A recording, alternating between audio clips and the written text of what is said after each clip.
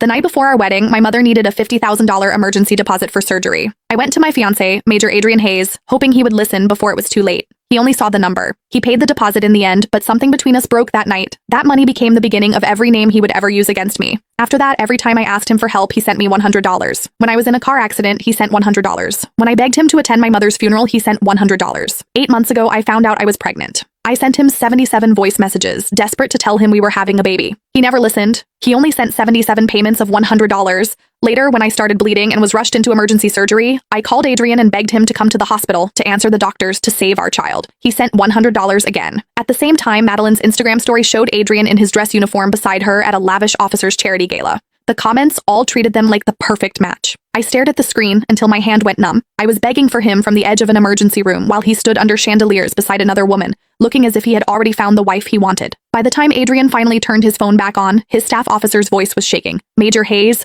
your wife and the baby did not make it." And in that moment, Adrian went feral. After the prenatal checkup, the doctor pushed the report toward me. "Nora, you are almost 8 months pregnant, and this is a high-risk pregnancy. There is a chance of premature labor, so I recommend admitting you for observation today. If things worsen, we may need an emergency C-section." She glanced at the admission form. "Can your husband come in? We need your emergency contact, insurance details, and hospital notification information updated before admission." For months, I had come to every appointment alone. Blood tests, ultrasounds, fetal monitoring, payments, and prescriptions were all things I handled by myself.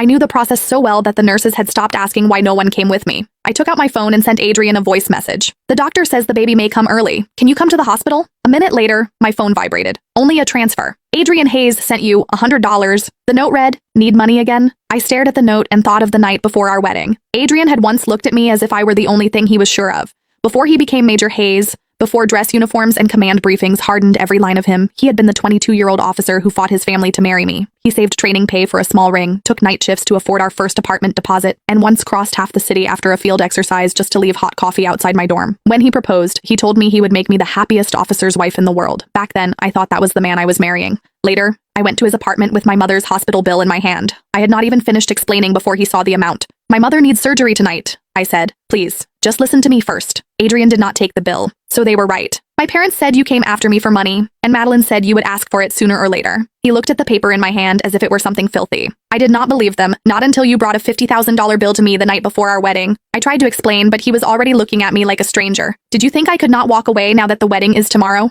He left the apartment that night without listening. Before I could decide what to do, Madeline sent me to Harlan Price, a donor at the Meridian Hotel who helped military families. I went because I had no other choice. Price caught my wrist in the public lounge and tried to lead me toward the elevators.